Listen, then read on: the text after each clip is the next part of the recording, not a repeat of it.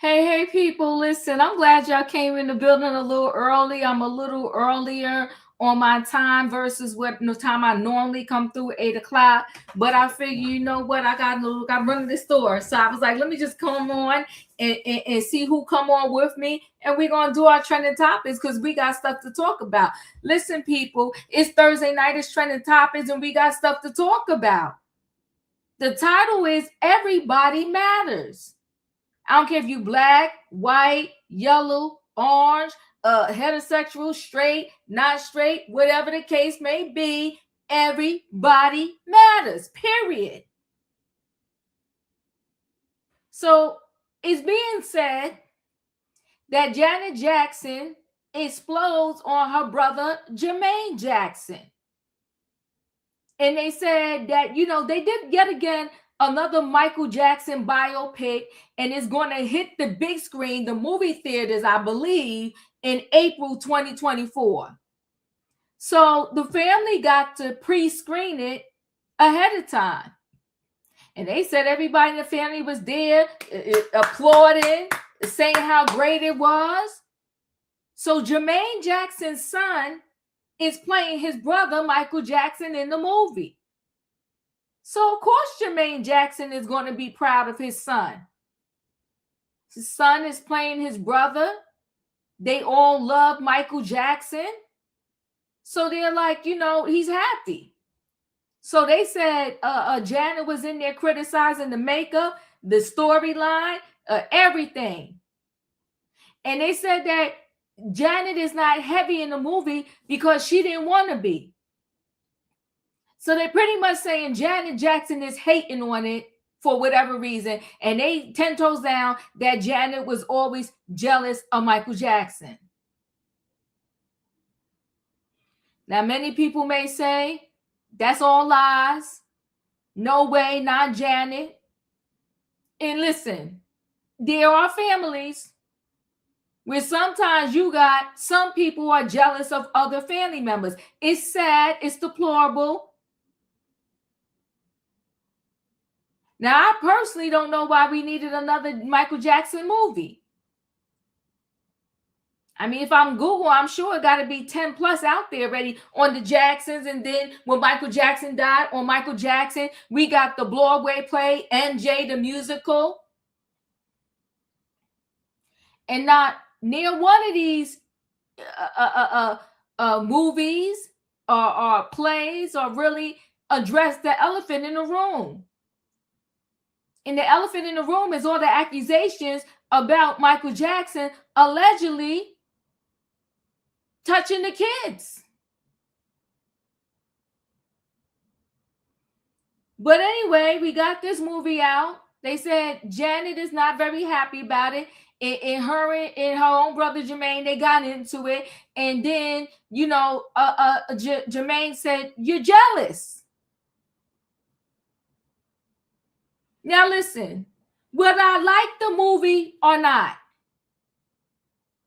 I'll tell you what, if my nephew or niece is in the movie, I'm not going to be in the movie theater hating on the movie.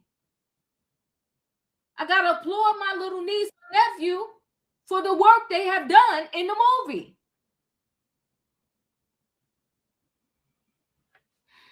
But we're going to talk about it. I'm going to go see it. Listen, I don't watch about 39,000 Whitney Houston movies. I might as well go see this Michael Jackson one because I done saw the other ones. And in most of the Whitney Houston movies, because the estate didn't want to address it, most of the Whitney Houston movies, they kind of brushed over or swept it under the sand her addiction issues. Now, this is just my opinion. If you want to tell the truth and shame the devil, like they used to say back in my grandmother's time, if you want to do that and shame the devil, then what you need to do is tell the whole truth, nothing but the truth, so help you God. If you want to save the next celebrity, keep it 100 and talk about the substance abuse in these movies. Now, the last Whitney Houston one, I will say they did lightly address the substance abuse. But let's be clear. Whitney had it bad. And so did Michael Jackson.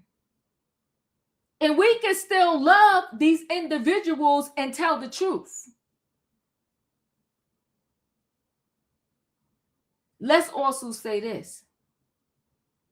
A lot went down at Neverland. And I guess they're never, ever, ever going to tell us what went down there. But I'll move on because the point today is that Janet and Jermaine allegedly got in it.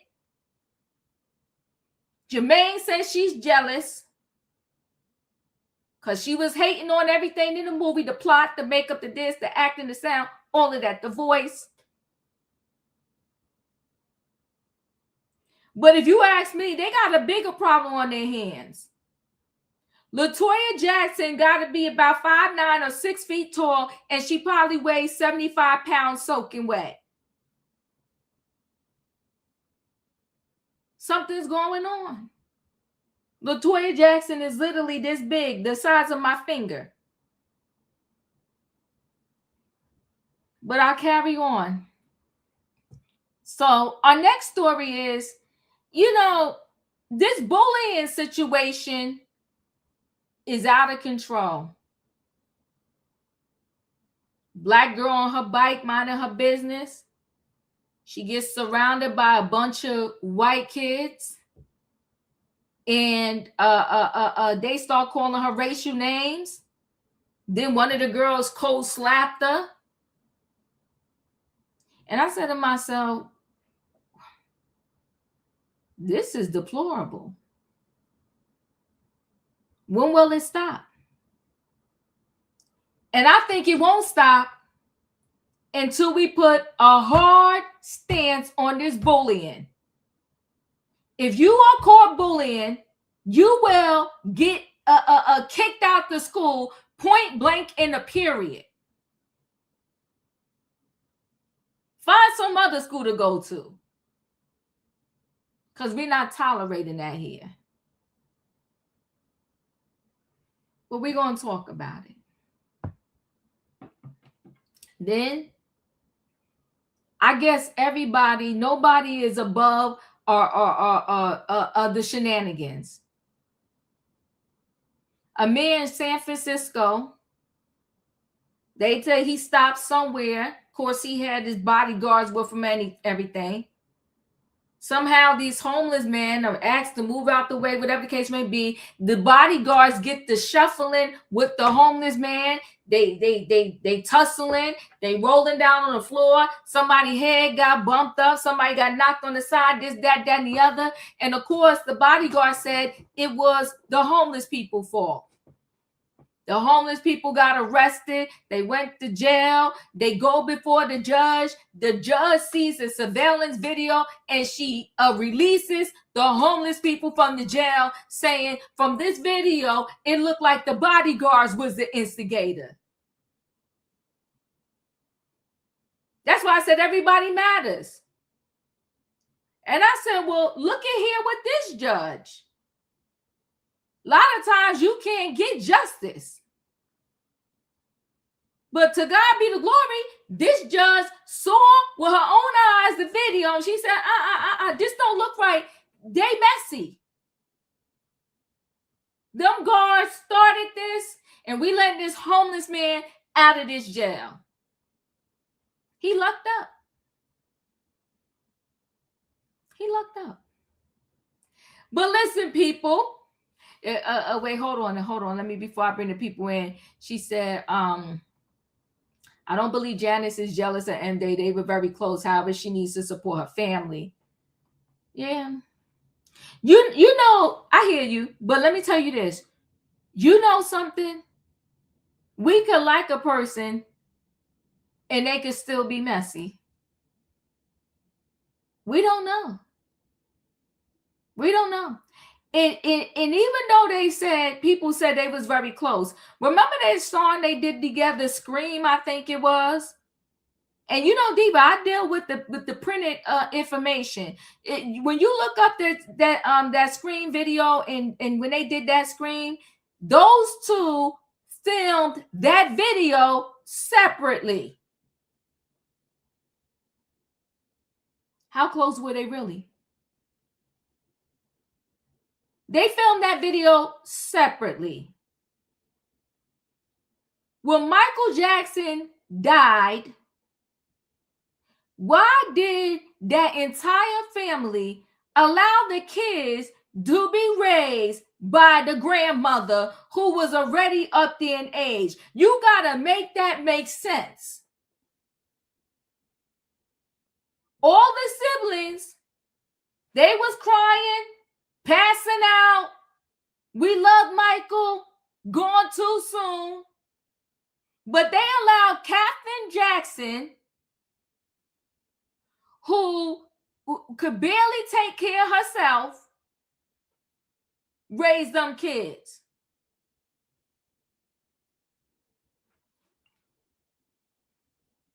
Something happened to one of my siblings that I love, and their kids is underage. I'm not going to send them to my mother. The kids is going to come in my house, and we're going to figure that thing out. Letting my 90 or 80-something-year-old mother raise some little kids? Those kids went with Katherine Jackson. Not Janet. Not Jermaine. Not Tito. What's the other sibling name? Lionel Toya, not Rebe. Rebe Jackson, remember Rebe? None of those able-bodied adults stepped up and said, let the kids come stay with me.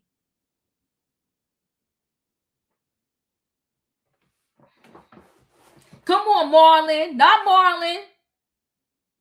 Kathy can't even take care of herself. She ain't insist them kids come with her. Not Randy. Come on, Wayne. Name the Jacksons for me. Not near one of them stepped up and said, let me take them kids. And them kids went through it. Blessings to Paris Jackson. But Paris was drinking, smoking, coking. And I'm only saying this because she said it out her own mouth. Paris Jackson been through the struggle.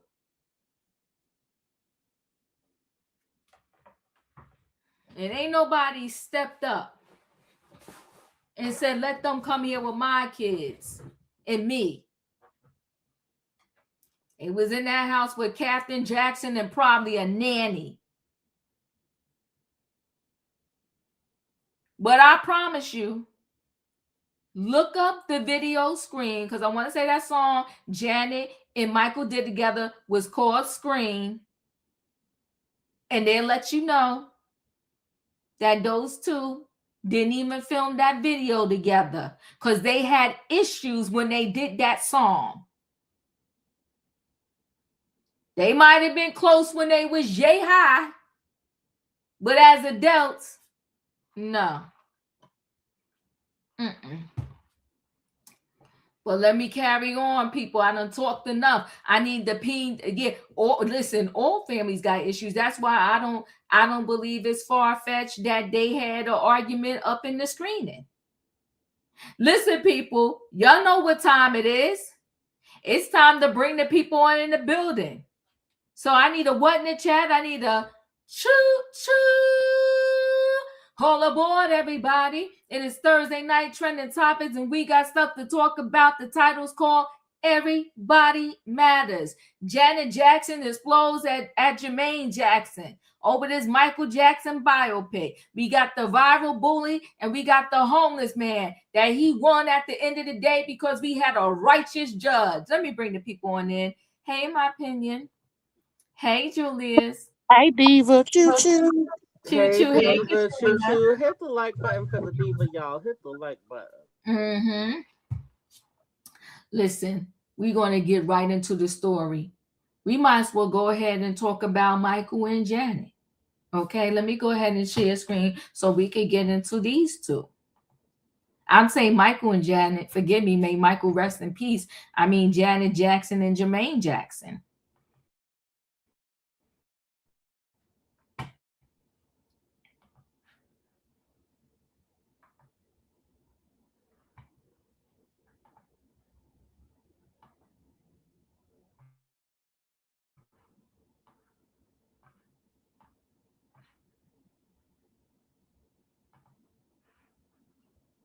Hold on, I don't know why my computer being slow.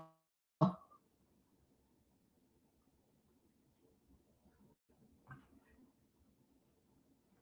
right, can y'all hear me? Diva, you're freezing. I Yeah, know. I can hear you. Okay, I see I'm freezing. Hopefully y'all can hear me. We'll get through this. So Janet Jackson is in furious clash. Here we go. Janet Jackson in furious clash with brother Jermaine at the screening of Michael's biopic. And he goes, "You're so jealous." So the Jackson family gathered quietly in Los Angeles last week for what insiders expected would be a triumphant moment. Instead, sources say the private screening of the upcoming Michael Jackson biopic is exploded into a family confrontation, exposing long simmering tensions over the king of pop's legacy. More than 60 members of the Jackson clan packed into a private Los Angeles showing of Michael, which hits theaters worldwide on April 24th and stars Jermaine Jackson's son, Jafar Jackson, as his legendary uncle. That's Jafar right there. I mean, that's a good match, right? You can't get much better than that. That's Michael Jackson. So at first, the mood inside the room was electric.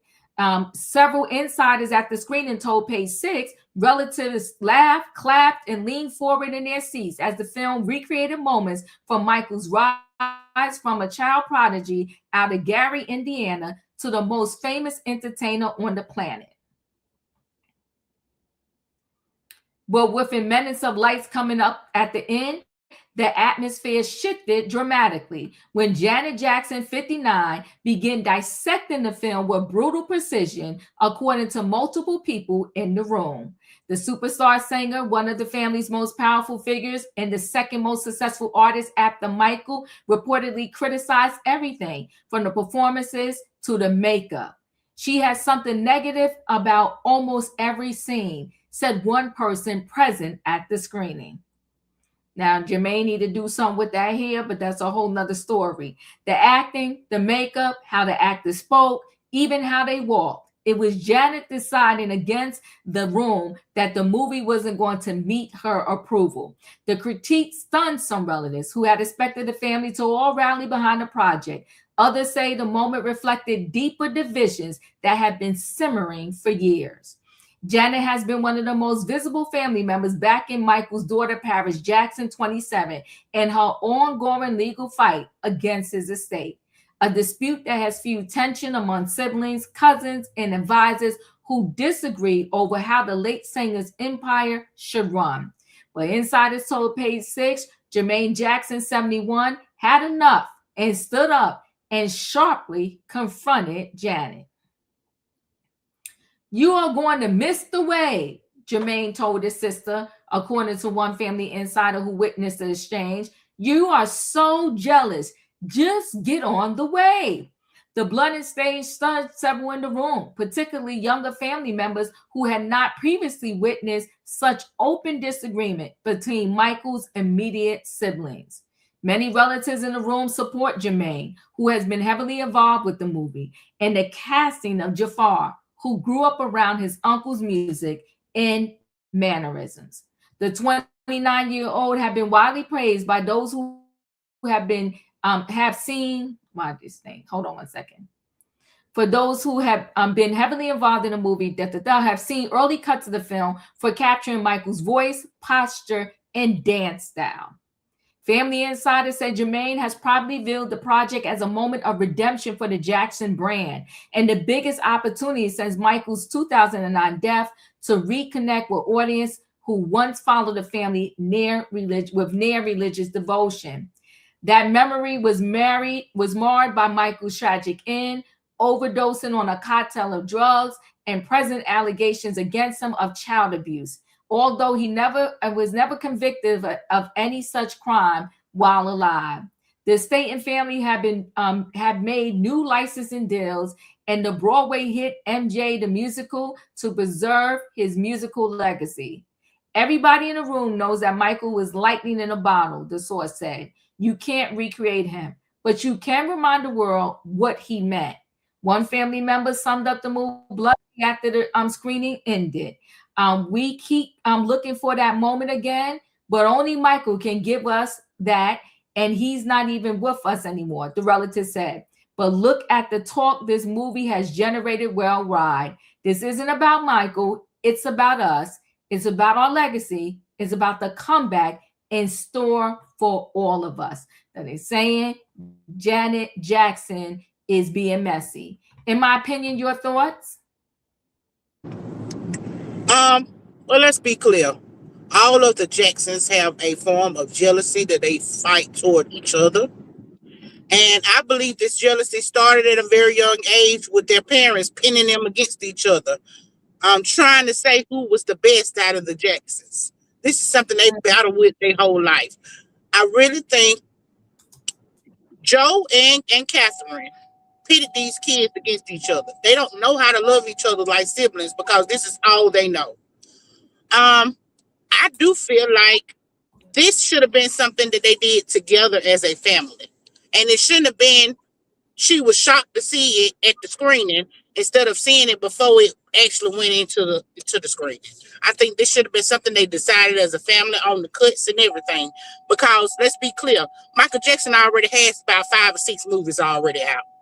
I don't know how much more y'all want to milk his name for, but it seems like every time something come out with Michael Jackson, his brothers that were less fortunate to have a career after him, they come out and they make a big fuss. Well, they fussing with somebody in the family or they fussing with his kids. They come out and make a big old ruckus. I am really tired. And Jermaine is the one that fights with everybody the most. I think he thinks because he's supposed to be one of the oldest that he's supposed to be in charge of the whole Jackson clan. And that's not true. And that's not true and it's not fair. Okay? You didn't have no validation over Michael. And whoever is over Michael should be doing his movie. I just really feel like they should have let this go anyway. Michael Jackson has had a bunch of movies, okay? And by far the best one was The American Dream. You can't recreate what has already been done. Let it go. I really don't understand why they're fighting like this. I don't understand it at all whatsoever. I just wish they would let it go and let this man rest in peace. Ooh, I hear you. In my opinion, Julius, your thoughts? Okay, well, I'm going to shake the train a little bit. So clutch y'all plurals, y'all. I understand where Janet is coming from. Because even when her and Paris were at odds with each other, she's still having her back now, without question, without condition. And I feel that when the dream, because I did watch Janet's documentary, the two teams wanted Janet and Michael to be separate. They did not want them to film together. They did not want them at all to be in the same space. And Janet said, I wanted to be with my brother to make sure he was good and that he was safe.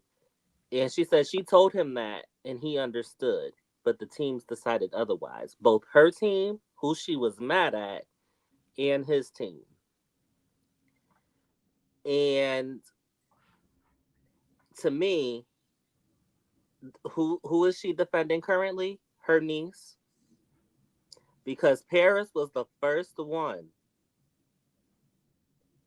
to come out and say, this is not about my father.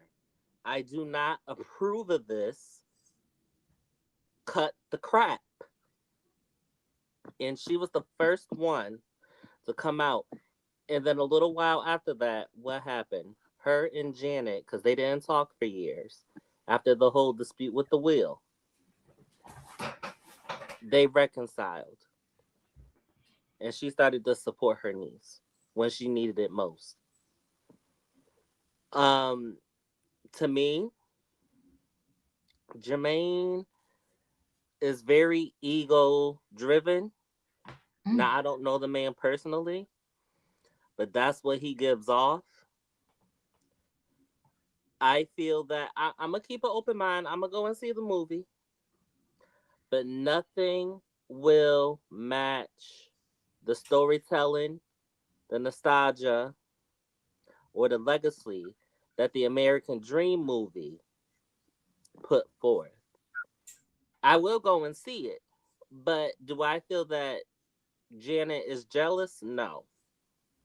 I do feel like because she was the closest to Michael, even if they had issues, she would know right off the bat, even though it's almost going to be 17 years that he's been gone, what he would like and dislike. And I feel like she probably was just like, you know what, I'm done pretending.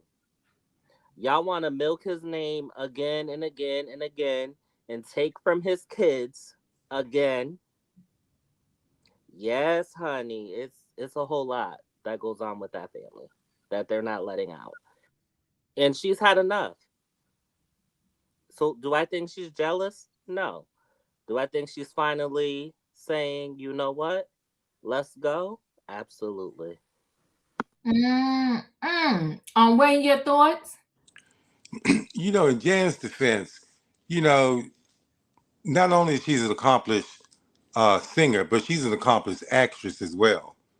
She's been in major movies, and just being around that, I think she may have more insights than maybe Jermaine, and she may be able to see some things, you know, and maybe she just had, suggestive criticism, or maybe she could have felt, I mean, like, hey, I won't say nothing if the movie's a flop, whatever. But I think it should have been a joint effort or planning with the whole family, because it said Jermaine did the directing, all that, Jermaine ain't been in no movies, none I didn't seen.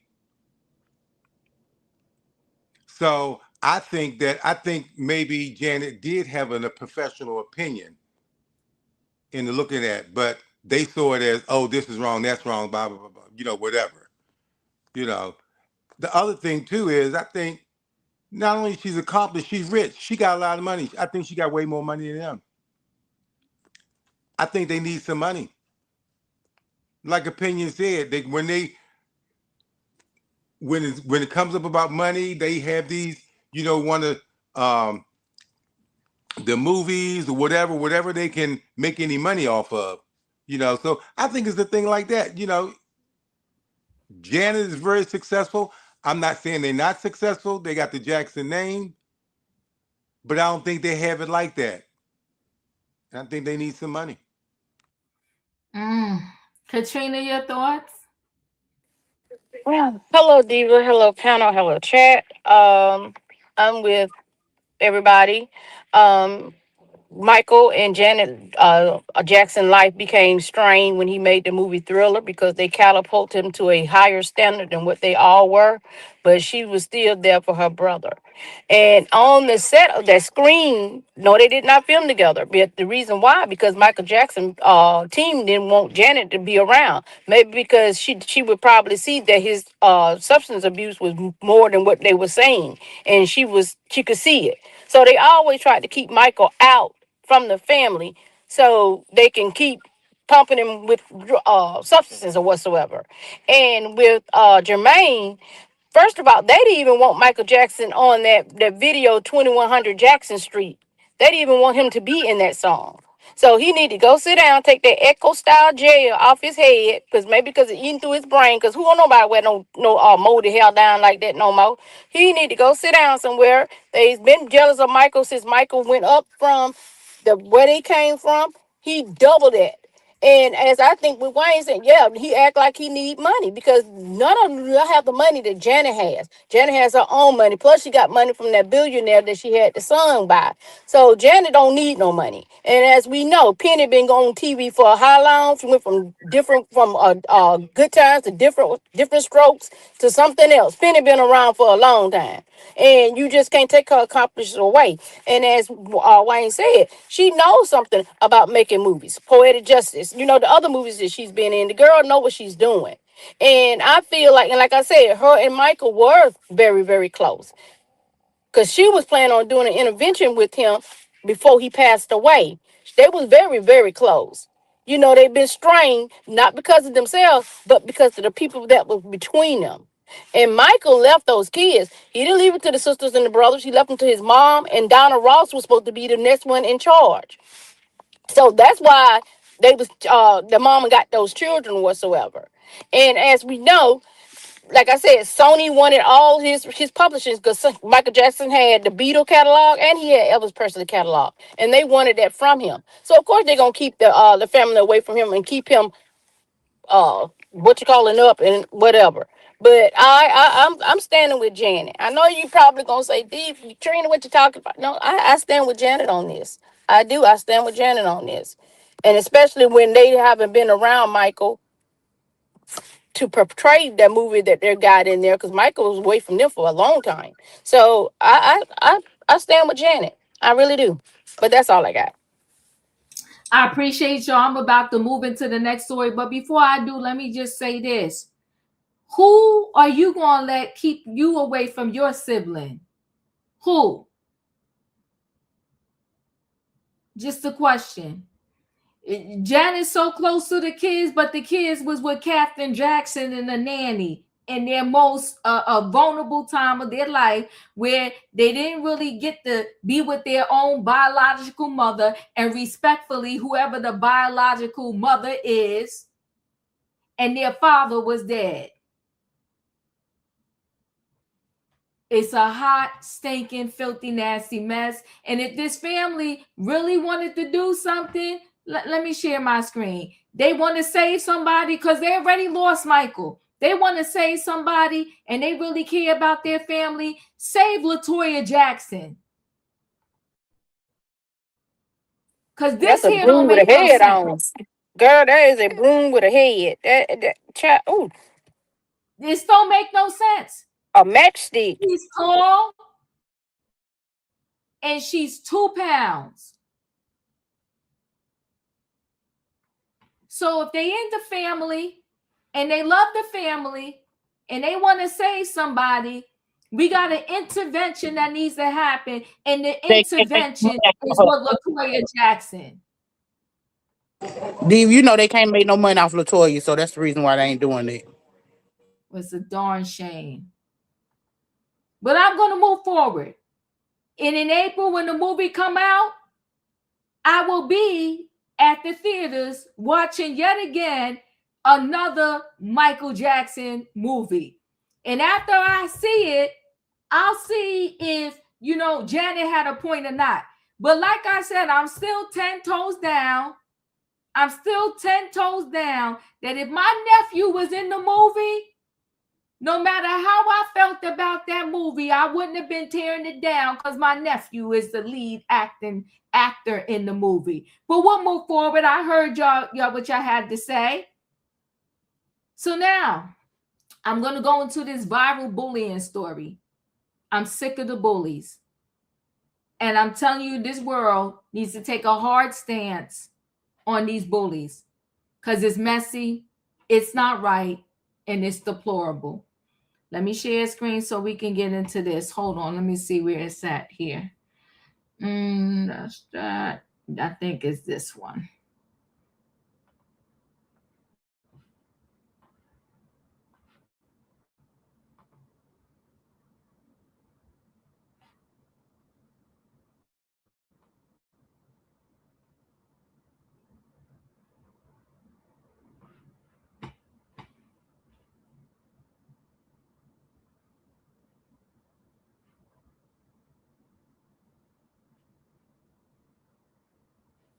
As soon as this ad finished, let's see if I can. Oops, what did I do?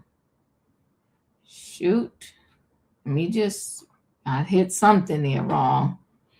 All right. So as I'm waiting for the ad to pass by and for the story to come up, the Carlsbad Police School District investigating a viral bullying video that sparked outrage. Okay. The 3-minute, here we go. Let's take a listen. Hold on. Viral video out of Carlsbad is why hundreds of people are expected to show up to the district school board meeting tonight. It is also why police are investigating what some community members are calling racist bullying against a middle school girl. NBC7's Shondell Manise joins us tonight from Carlsbad with more after speaking with the girl's mom. Shondell. I did speak with the girl's mom, and those hundreds followed through. All the people you're seeing behind me, that's overflow from the meeting happening right next to me, which is why I'm trying to keep it down a little bit. And then straight ahead of me is another overflow room where people are spilled out into the hallway, people out in the lobby, just anywhere that they can be to support this. Now, that video has been shared hundreds of times. We're going to show you snippets of it, not the whole thing. And we're also not going to identify any of the kids because they are kids and we want to be sensitive to that. But I want to caution you that even the little bit you do see may upset you. What is she gonna do? The posted video is 3 minutes long and was taken within the past few weeks at Poinsettia Park. In it, you see a group of middle schoolers surrounding a girl on her bike.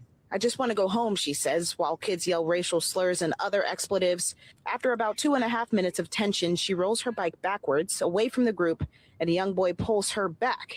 Then 30 seconds later, another girl slaps her in the face before she gets off the bike and fights back. I'm pissed. I am pissed. April Amore is the girl on the bike's mom. She stood her ground. I told my daughter, you don't start fights, but you better finish them. And I'm proud. I'm proud of how she conducted herself. I am. She's strong. She's a lot better than me. She's been living in Carlsbad for 20 years and says this incident speaks volumes about what it's like living in a town where only 1% of the people are Black. She's grateful there's now video to show for it. It's out in the open, and we're not going to let it go away. I'm not going to let it go away. I want justice for my daughter. Her daughter is at home, where April says the kids in the video left apology notes on her doorstep today. But that's not enough, and they need to be prosecuted. I want to see justice for my daughter and for all of the other children who have suffered the same type of treatment. Carlsbad Police and Carlsbad Unified are investigating this and released a joint statement. It says both entities, quote, take incidents involving accusations of bullying, harassment, and discriminatory language that may be deemed as a hate crime seriously. Hundreds of people are coming from Los Angeles and across San Diego County to support. You can't stay silent about this. It's in your face. You have to address it. And I love and appreciate how everyone is coming together. April tells me that this week will be her daughter's last week in Carlsbad Unified. From here on out, she will be homeschooled. Reporting live in Carlsbad, I'm Shondell Manise, NBC7. Okay, we'll obviously continue to follow this story. What a turnout today. All right, good reporting, Shondell. What's a shame is that now she's going to be homeschooled all because of some bullies. It's sad. She should be allowed to go to school and not be subjected to what she was subjected to. I have a little bit more detail I'm going to add. Viral video shows a group surrounding an 11-year-old Black girl and yelling racial slurs at her as police investigate. The incident, which is being investigated by police in the school district in Carlsbad, California, occurred in a public park. A viral video shows a group of California middle students surrounding an 11-year-old Black girl in a public park and yelling racial slurs at her. The video, reported by NBC and the Coast News, featured a group standing around a girl who was on a bike at the time.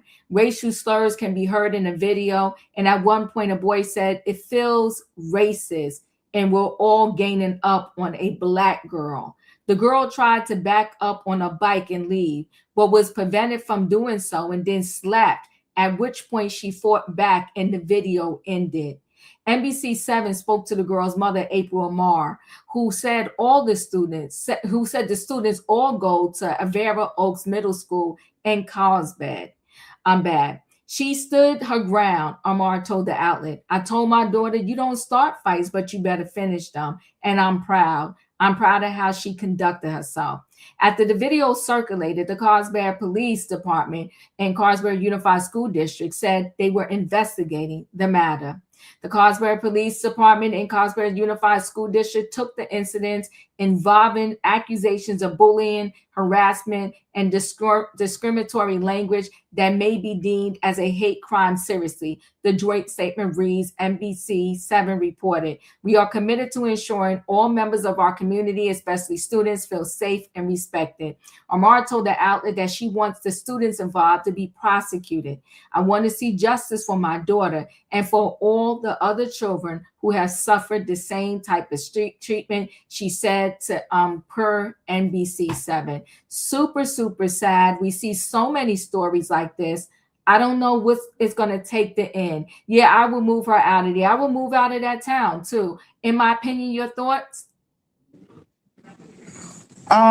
Again, kids don't grow up just knowing how to hate somebody. This is a behavior. So when they round up these children, they need to round up these parents too, and lock their tails in jail with them. I'm telling you, these schools are not taking these bullying situations adequately or appropriately. They're not handling these situations right. They feel like once the kid leave the school ground, then it's off for them. And that's not necessarily the case. Because I know this is probably not the first time that they've heard it, but because this viral video is going around, that's the only reason why they're doing something this time. So I don't want to hear nothing about, oh, we just found out because this viral video going around. Because I'm pretty sure with all those people that was piled in there trying to get into this meeting, they have reported these kids numerous of times because they kids probably been bullied too. The fact that they wouldn't let this girl bag up her bike, they pulled her back and then assaulted her. It should be kidnapping charges onto it too, because now you're hindering her from leaving. So that's kidnapping. It's assault. I'm telling you, they should lock them up and lock these parents up. Maybe if enough of these parents get locked up, they'll start teaching their children to stop messing with other people's children. Thank you. My opinion, Julius, your thoughts? Oh, so they came across the right one for this. I was taught that way. You don't start none. You don't start no fight, but you better finish it if need be. That's the right way to be. If I was that mother, I don't care. I am looking at any kind of relocation. Of course, I will homeschool my child in the process, but I will be looking into relocation while pursuing justice. Because you want to drop off apology notes after you got your behind whooped? Yeah, no. We not doing no apology notes. I want your behind prosecuted. I want you to have a criminal record. I don't care if you're a minor, because that situation, if the girl didn't know how to defend herself, that could have went a whole total different way. And I'm sick and tired of these parents teaching this hate.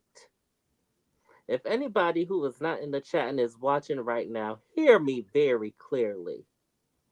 Especially with the situation with Nicole Curtis, as an example. Hatred is taught. It is in your vocabulary because you say it all the time. So again, miss me with the I don't see. Yes, you do. Yes, you do. Get over yourself. And I'm proud of this young lady. Thank you, Julia. Savannah, your thoughts? Diva, skip me on No this problem. story, please. Yes. Wayne, your thoughts? You know, my thoughts are I don't care if these kids was red, yellow, black, white, or green. Come on, talk. They kids. They said 11 years old, so I imagine the rest of them was somewhere in that range. Okay, when you're doing wrong at that age, this is when you can catch them and try to redirect them. Jail ain't gonna kids this young, you know.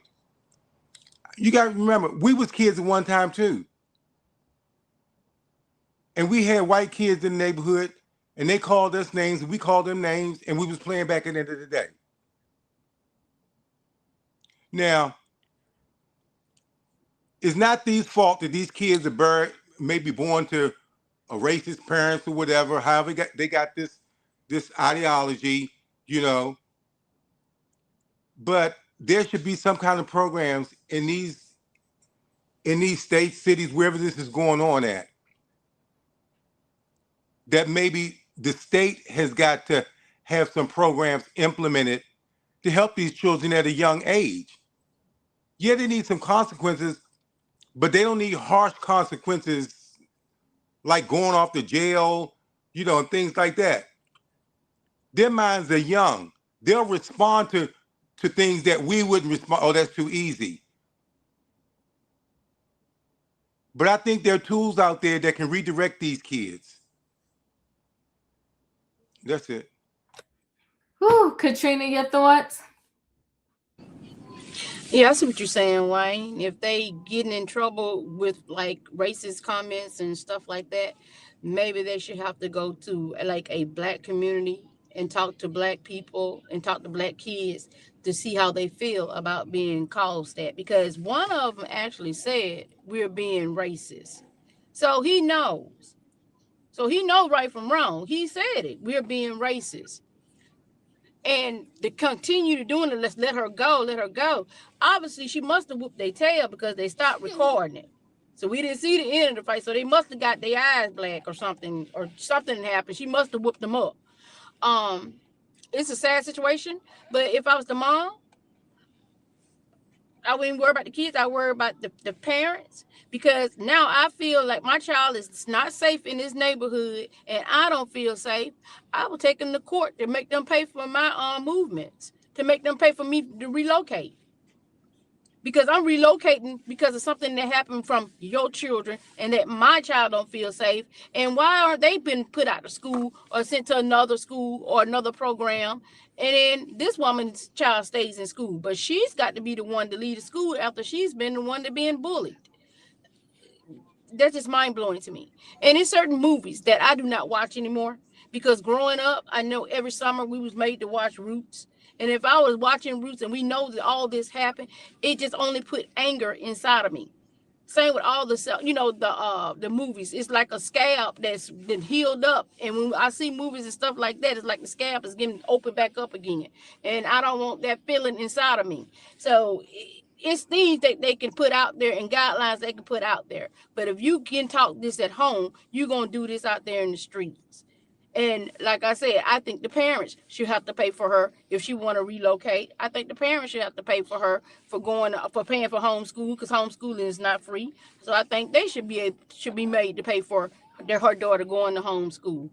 I wish they would stop all this racism and stuff like that. But then again, it started at the top. because we got an orange person, not even white or either brown, orange, that's leading this stuff all alone. And it's ridiculous and sad, and it starts from the top, and he's the main topper. But that's all I got.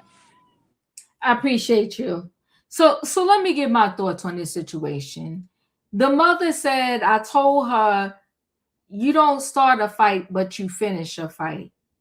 So this is just diva thoughts. I got a problem with that. Because we got another young lady that I think I just did the story yesterday, where she didn't start the fight, but she thought she was going to finish the fight, and now she's being buried.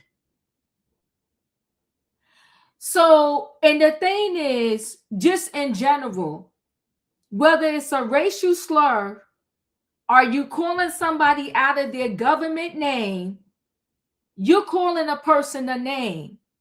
We got to stop thinking it's okay to call somebody out of their name in this situation, but then we expect other situations for people not to call people out of their names. I personally definitely would have moved my kid out of that school. I probably would have moved out of that neighborhood, but I wouldn't be homeschooling my kids. But that's just me, because I'm not big on the homeschooling. You don't get to socialize that much. To me, you're not making the same type of friends and connections. I literally have a friend that I'm still friends with to this day from junior high school. I have friends where we're 20, 30 years deep. And I'm not talking about friends that I speak through a social media or whatever. I'm talking about friends that I actually in person physically socialize with. I think it's been 2 Sundays ago now when I got baptized. I had friends that came to see me and my family, and then we came back to my house and we broke bread together. We ate. So I'm just like, these kids, when you have somebody, we're seeing it too much now, where groups of kids are coming together in the name of evil. But this one kid had the gumption to say, okay, wait a minute, what we doing is racist. This is a hot mess. If I go back to the kids that are that young girl, the parents, and we talking about the parents, some of these parents' thought process is way off, and that's why we getting these kids.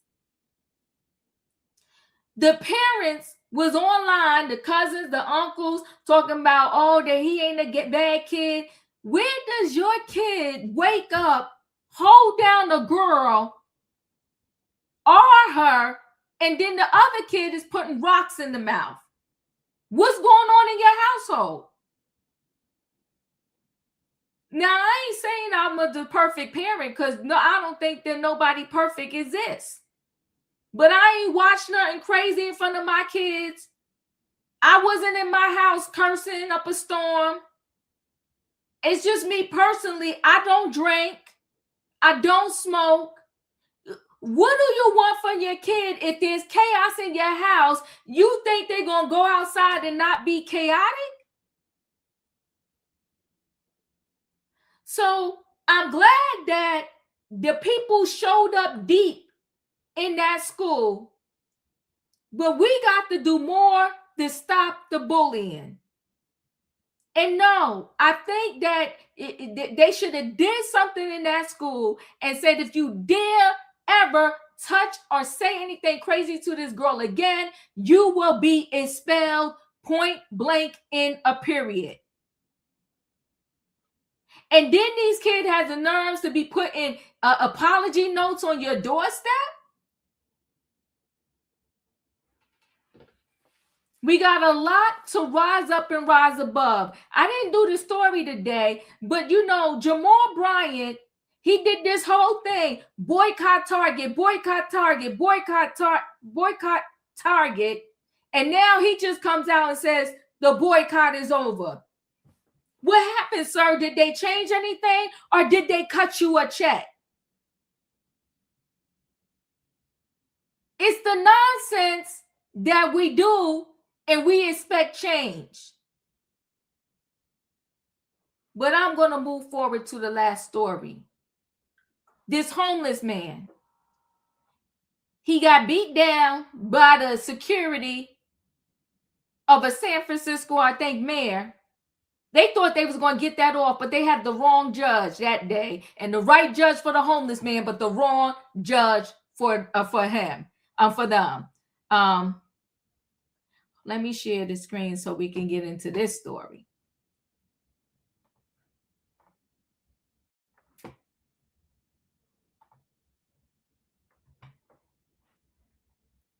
Questions about security after a man in the Tenderloin assaults Mayor Daniel Lurie's bodyguards. And we've learned it's not the first run-in with the law. Thanks for joining us. I'm Amanda Del Castillo. And I'm J.R. Stone. The mayor was not hurt in the attack. One of the bodyguards did sustain head injuries. It happened last night, 5:30 in the Tenderloin, in an alley on Polk Street near Cedar Street. ABC 7 Eyewitness News reporter Zach Fuentes has been looking into what happened all morning long. He joins us from San Francisco.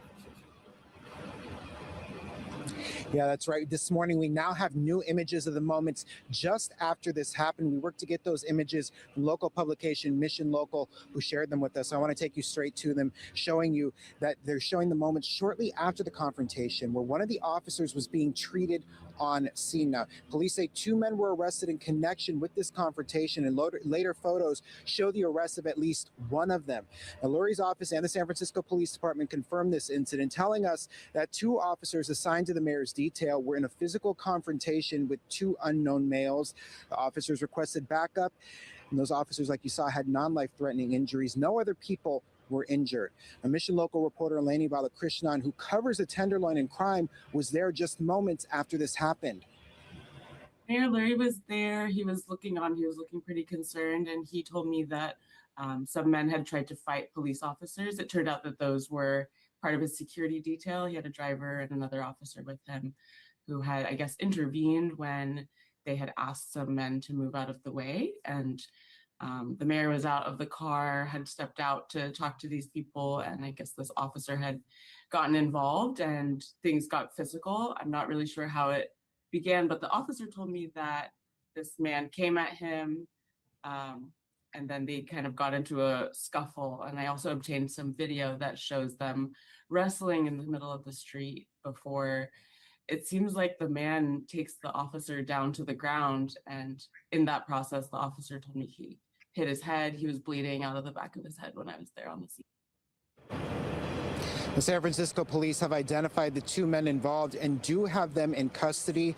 It's not clear yet what Lurie was doing at the location at the time of the incident. He had no public events at that time, but he does have a public event later this afternoon where we're hoping to hear more from him about what happened in response to the crime that is happening in that neighborhood. So Luz Pena is going to have more on that tonight in our later newscast. Right now, though, this investigation is still ongoing and active, according to the San Francisco Police Department. They're asking anybody with information to come forward.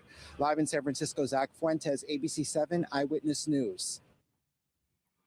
All right, I'm going to add some more to this story. Share screen.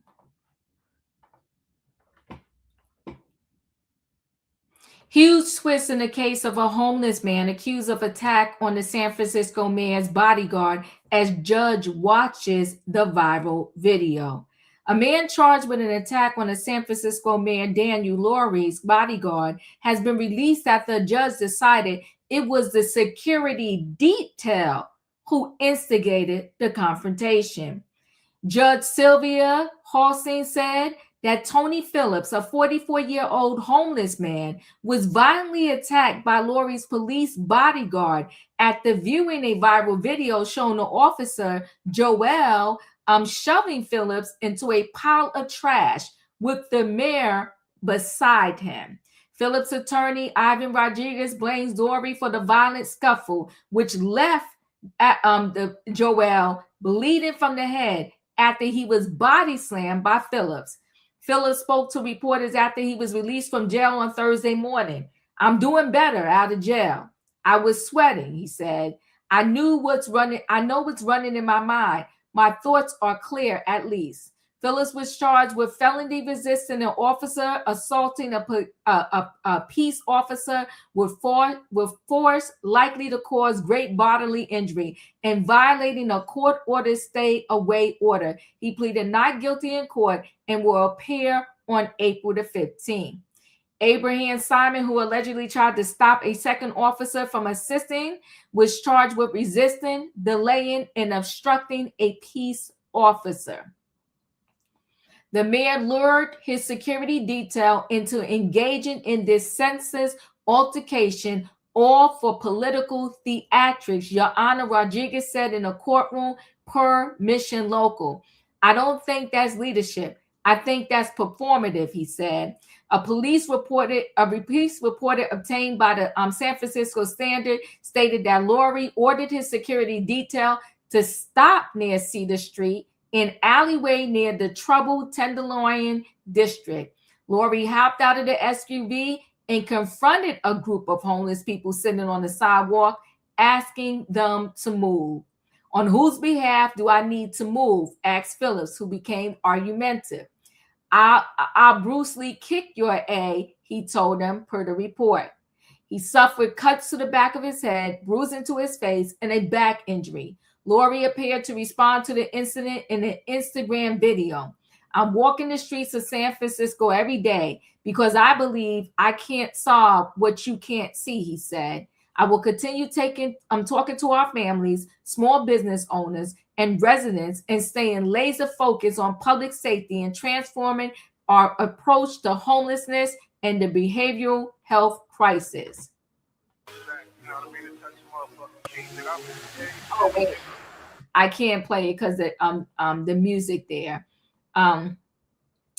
After he shoved Phillips, according to the surveillance video of the incident, the two wrestled before the officer was slammed to the ground. Lori is seen with his hands in pockets, watching the tussle before walking off to alert a second security officer that help was needed. Phillips had been previously ordered to not loiter in the area, but Hudson called the stay away order vague while voicing some concern about it. Phillips was arrested on suspicion of M in 2019 at a stabbing incident, but did not face charges due to lack of evidence. The case is proceeding. I'm going to let it play out, Lori said Wednesday at the San Francisco police ceremony. I'm going to continue to focus on public safety. That's always going to be my number one priority, and I will continue to lead in that way. Whew. So he wanted a whole press little, I guess nobody's above having a viral moment, because that's pretty much what this mayor wanted to have, a viral moment at the expense of a homeless person. Absolutely ridiculous. In my opinion, your thoughts? First of all, he effed around and found out. Okay. Let me tell you. They think that these homeless people are just gonna stand there and let them do anything to them. Just because somebody is homeless don't make them human. And I get so tired of people treating the homeless, the disadvantaged, like they're nothing. Mm-hmm. You know what I'm saying? You never know who may fall down on their luck and may become disadvantaged or homeless. In our times, this is just a way of life. A lot of people are one paycheck away from not having nowhere to stay. I really feel like they did this on purpose, because not only did he attack this homeless person, they stopped near a homeless camp and was messing with them homeless people too. Mm-hmm. So you were trying to look for a moment. And the fact that they had cameras ready to record this stuff lets me know that they was trying to make this a viral moment and say, oh, the homeless, they so dangerous. And I really hate that they put that out about the homeless people, because now it's people that don't want to help them. And it's like most of the homeless people, if you don't bother them, they don't bother you. They're just trying to survive just like the next person. It's just they don't have anything. I'm telling you, I really hate the way mental health people are treated and the homeless. They get treated like they're nothing. Their life matters too. And I am so glad this homeless man had an attorney that won his case for him. And I pray that this other homeless man will win in April, because this is not right. They did this on purpose. They antagonized this man. They did this on purpose just to get him riled up. Now you effed around and you found out, okay? So don't tell me nothing about your busted head, because he got a busted head too. So you effed around and found out, you good. Thank you. In my opinion, Julius, your thoughts? My thoughts exactly. But I'm just going to add one more word. Abuse of power. Abuse of power. And when we get into these high places, we forget these homeless people are people. Now, I may not stop for every homeless person in my everyday life, but I know that they are people. People who have lived, who are going through hardship. And the overwhelming majority of people who are homeless, they are non-violent. I just want to put that out there. The thing with this mayor is he did it as a pick-me, like the man-child with the whole thing with Iran, picking a battle to distract from something. So I'm pretty sure we're going to hear something. This wasn't like an initiative to like combat homelessness. This was just as a pick-me to try to score political points. And well, he got exposed in court. And I hope further action is taken against him. Yeah, he got exposed. You ain't never lied. Savannah, your thoughts?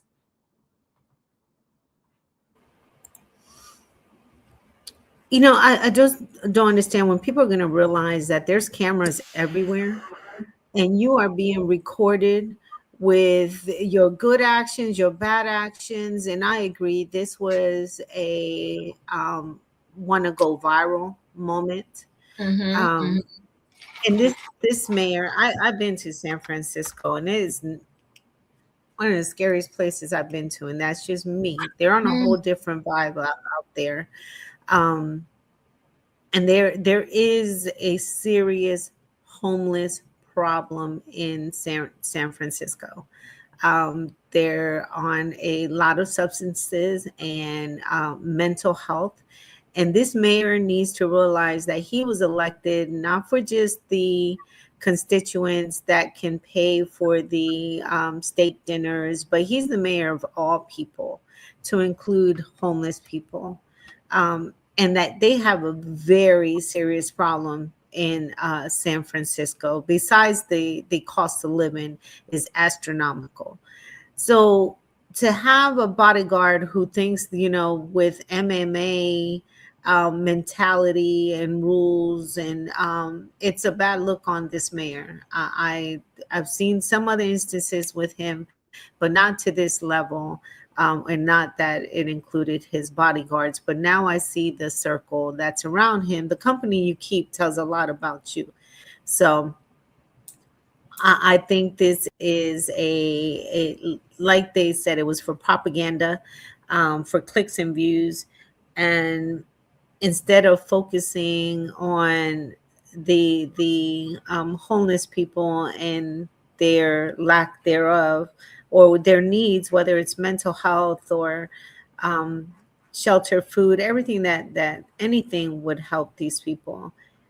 He's being talked about for abusing his power.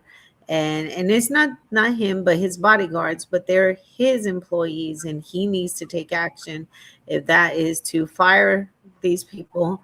I'm curious if this is the only incident, or this is something else and they have just let it go by the wayside.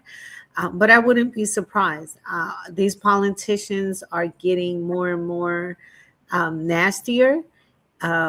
They're operating off of scoundrel mentalities, and that's a old timer word right there. But I don't trust him. I think something else is going on. And thank goodness that this person had someone who heard him, seen him, and gave him a voice and an opportunity to change his life. So I do hope that this win changes and gives him some resources. But the mayor, your office, you got a big problem. You really do. Gavin Newsom, step in. Thank you, Savannah. Wayne, your thoughts? You know, I'm glad that at the end of the day, everybody walked away and they all see another day. Because not too often, you know, does that happen when the pow was around. Because this could have went the other way. How many times when you hear officer, black person, whatever, it don't always end up that way. They always put a different spin on the story like they tried on this one. But I'm glad at the end of the day, everybody walked away. That's it. Thank you. Katrina, your thoughts? Yeah, I'm just glad it was recorded and they couldn't go in there and spin the narrative. And that's a good thing.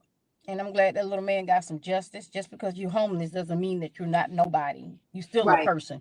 You're just living on the street because that's your means. You can't do any better. Well, some of them can, but some of them just want to be out there. But regardless of the fact, whoever they are, they're still a human being and should not be treated like trash.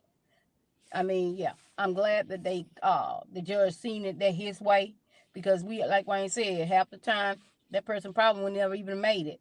And by him going to court and sticking up for himself, just because you're homeless doesn't mean that you don't have a voice. And he did what he had to do, and he got justice, and that's the good thing. And as Savannah said, my husband knew something. I'm just playing. Yeah, he needs to step up. That's all I got. So I'm going to end this with, let's hear from Paris Jackson. I think somebody on the panel said, you know, Paris is not in agreement with this movie either. So let's hear Paris talk, and we'll close out with that. There's been a lot of responses to the thing that I posted earlier about just like clarifying like that I wasn't involved at all, aside from like giving feedback on the first draft and then getting the feedback that, yeah, we're not actually going to address your notes at all. And I was like, all right, like, fuck me, you know. So I just like butted out, and I just like, I've left it alone because it's not my project. So, you know, they're going to make whatever they're going to make. A big reason why I haven't said anything up until this point is because I know a lot of you guys are going to be happy with it. Like, a big section. The film panders to a very specific section of my dad's fandom that still lives in the fantasy, and they're going to be happy with it. There's been a lot of responses to the thing that I posted earlier about. So they're saying Michael Jackson's daughter Paris says there are a lot of inaccuracies and full-blown lies in his upcoming biopic, and slams Coleman Domingo for claiming she was involved in the project. Let's hear the rest. But it's sold to you as real, and a lot of sugar-coated, like the narrative is being controlled, and there's a lot of inaccuracy, and there's a lot of just full-blown lies. And at the end of the day, like, that doesn't really fly with me. I don't really like dishonesty. I spoke up. I wasn't heard. I fucked off. That's it. Y'all are gonna like the fucking movie, so just go watch it, go enjoy it, do whatever, leave me out of it. The thing about these biopics is there is Hollywood. So it's fantasy land. It's not real. But it's sold to you as real. And a lot of sugar-coated, like the narrative is being controlled. And there's a lot of inaccuracy, and there's a lot of just full-blown lies. And at the end of the day, like, that doesn't really fly with me. I don't really like dishonesty. So she said, I read one of the first drafts of the script and gave my notes about what was dishonest, didn't sit right with me. And when they didn't address it, I moved on with my life. Not my monkeys, not my circus. God bless and Godspeed. You know, I can see now that this thing is going to be a hot, stinking, filthy, nasty mess. When Michael Jackson died, I remember seeing the funeral on TV. She was so cute. She looked like she was about 5. Somebody could correct me with the age there, but I'm thinking it was about like 10. 10. She was 10. No, look that up, Julius. Was she 10? Yeah, because her brother was, I think, 12. All right, so I'll give it. She looked younger than that, but let's do 10. She was 10. Her father died. How old was he? Was he 50? Yeah, he was 50. He was 50. She was 10. And she's saying that there was she back on the substances, no disrespect. Thank you, I'm 50 Gold. I didn't want to go there too much, but I mean I gotta go there.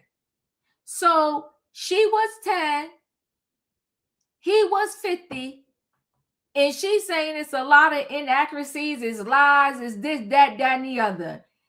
Paris, respectfully, if you don't want them to sugarcoat and butter this thing up, it would. Thank you, Wayne. Paris was 8 years old when her father died. Michael Jackson passed away on June 25th, 2009. I appreciate you.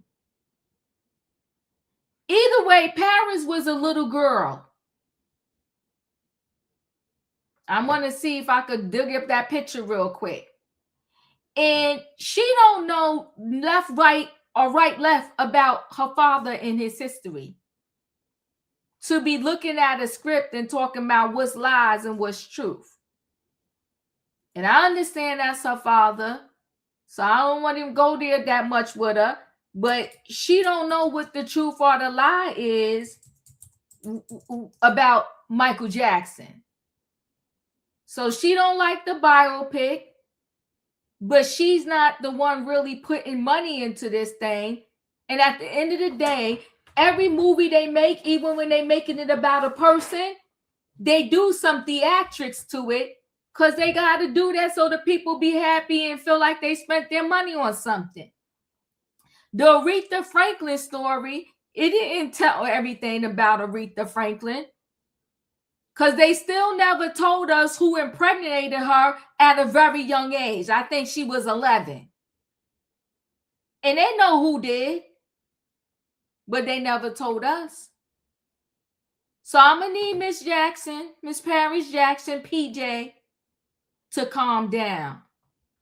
I'm closing out, but I'll give everybody 60 seconds. Anything else you want to add, in my opinion? She's just going by what she's been told. I really feel like let Michael rest, okay? We've had enough of his documentaries. Like I said, this man has been gone. He will always be the forever king of pop, and we ain't got to do this. We ain't got to do this. I appreciate you. Julius?